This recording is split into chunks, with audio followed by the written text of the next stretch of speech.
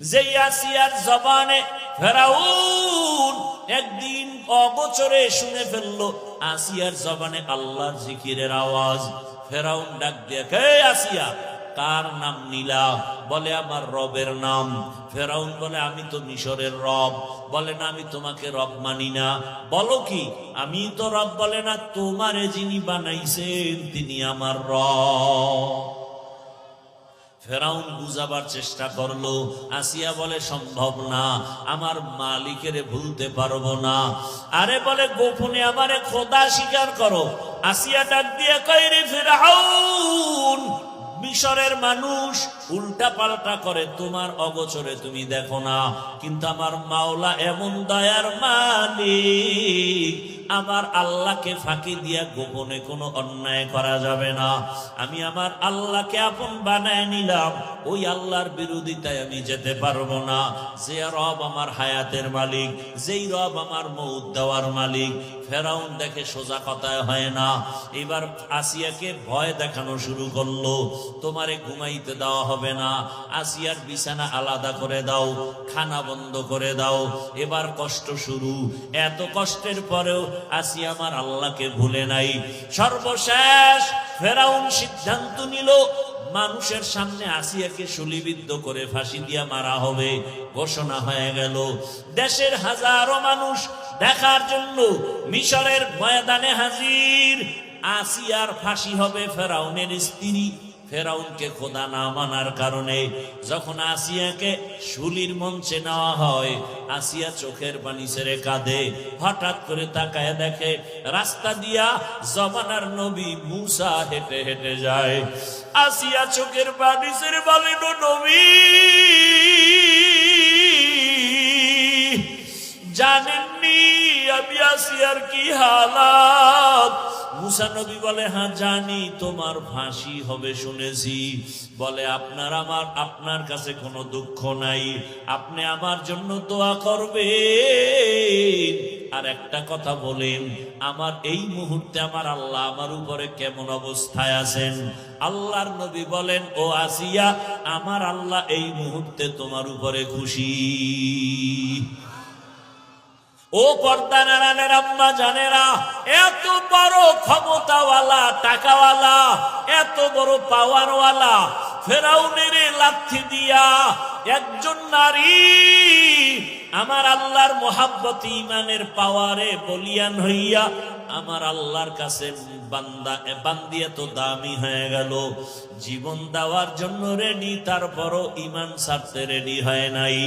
ও আম্মা জানেরা, এখনো সময় আছে আসিয়ার মতো আল্লাহর উপরে তওবা করেন, যে মরিয়া গেলে জীবনে হাতের দ্বারা গুনাহ করব না, যারা গুনাহ করে তাদেরকেও সাপোর্ট করব না ইনশাআল্লাহ।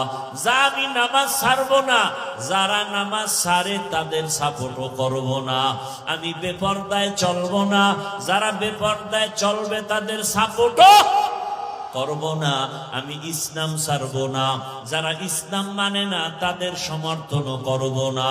ও আম্মা জানেরা, ও আসিয়া মুসা নবীর কথা শুই না আরো দিলটা নরম হয়ে গেল, এখনই ফাঁসির মঞ্চে যাবে। আসিয়া আসমানের দিকে তাকাইয়া একটা চিৎকার দিয়া আল্লাহর কাছে একটা আবদার জানাইলো।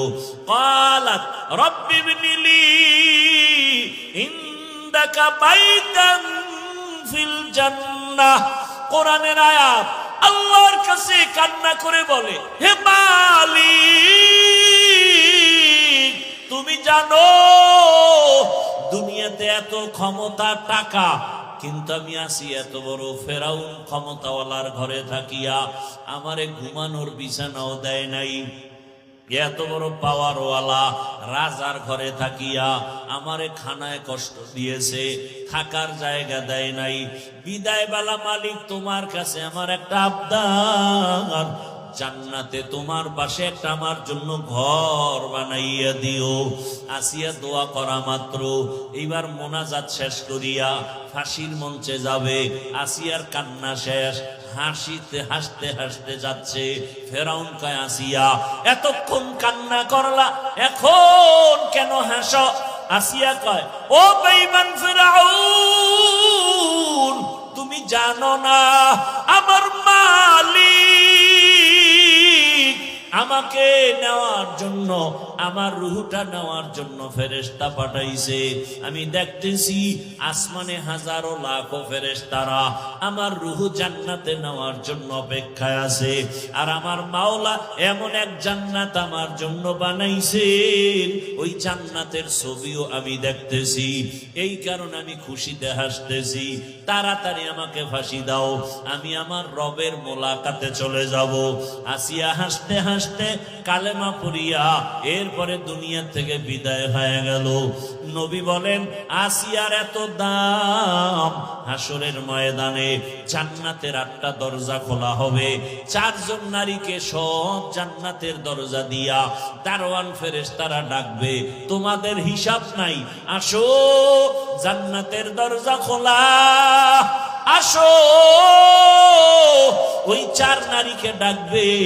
এর মধ্যে একজন হলেন আম্মা জান খাদিজা রাদিয়াল্লাহু আনহা, আর একজন নবীর কলিজা ফাতেমা রাদিয়াল্লাহু আনহা। এইভাবে আল্লাহ ডাকবেন। আল্লাহ আসিয়ারও ডাকার ব্যবস্থা করবেন। ও পর্দার আড়ালের মা, ইমানদার হইছে মুসিবতে পড়ে না, এটা কোনো ইতিহাস নাই। ইমানদারের জন্যই পরীক্ষা, মুসিবত। ও আল্লাহর বান্দারা, এখনো সময় আছে, তওবা করে নেন।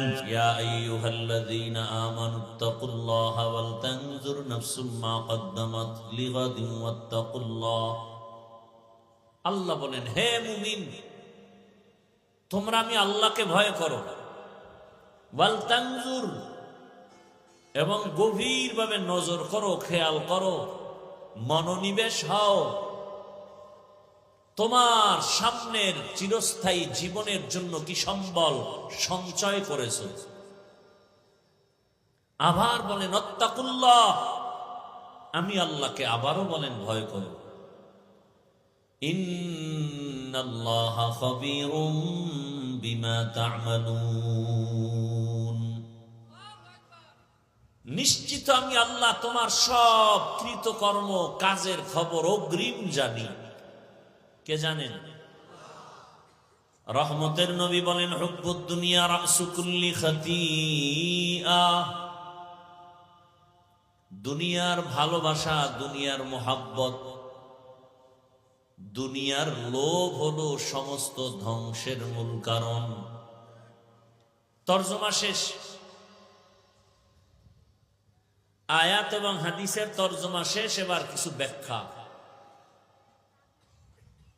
হাদিসের উপরে কিছু ব্যাখ্যা, তারপরে আয়াত নিয়ে কিছু আলোচনা। ইনশাআল্লাহ আমাদের সবাইকে কবুল করেন।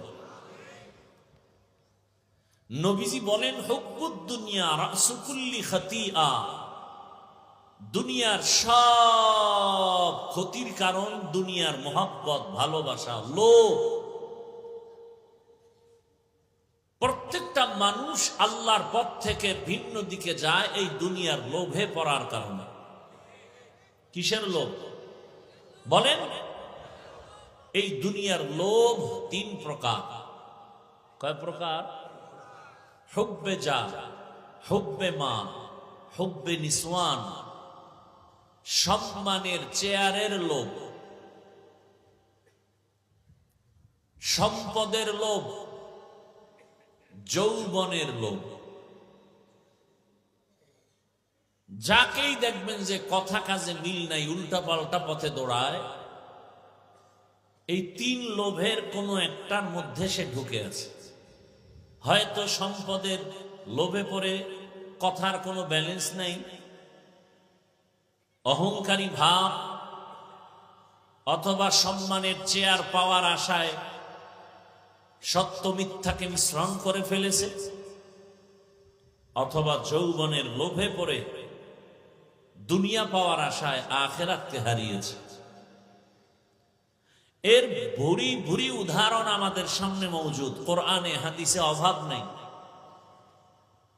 জগৎ বিখ্যাত এক দুনিয়া লোভীর নাম ফিরআউন, জগৎ বিখ্যাত এক দুনিয়া লোভীর নাম নমরুদ, জগৎ বিখ্যাত দুনিয়া লোভীর নাম আবু জাহাল, আবু লাহাব, কারুন, হামান, যাদের নাম কোরআনেও আসছে। ফেরাউনের নাম আসছে না?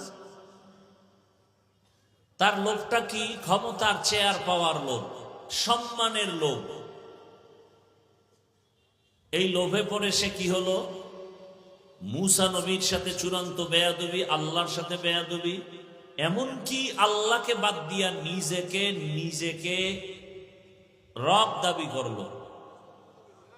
শুধু রব না, সব থেকে বড় রব।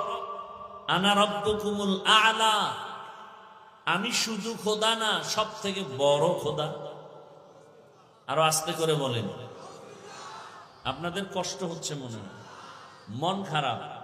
সমস্যা কি? এতগুলো মুসলমানের আওয়াজ তো রাস্তা পর্যন্ত যাওয়ার কথা।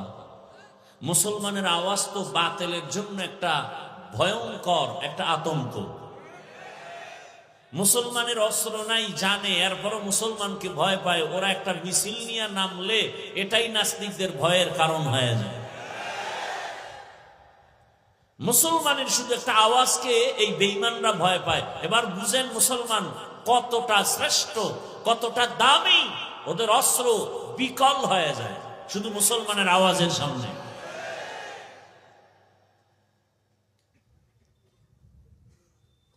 মুমিনের আওয়াজ বিজয়ের পূর্বাভাস। ফেরাউন আল্লাহর বিরুদ্ধে চলে গেল, নবী মুসার বিরুদ্ধে চলে গেল দুনিয়ার লোভে পড়ে। সিরিয়াল কত? এক, সম্মানের চেয়ারের লোভ। সিরিয়াল দুই, সম্পদের লোভে পড়ে আল্লাহর বিরুদ্ধে চলে গেল, তাও মুসা নবীর যুগেই। কারুন, কি নাম? কারুন।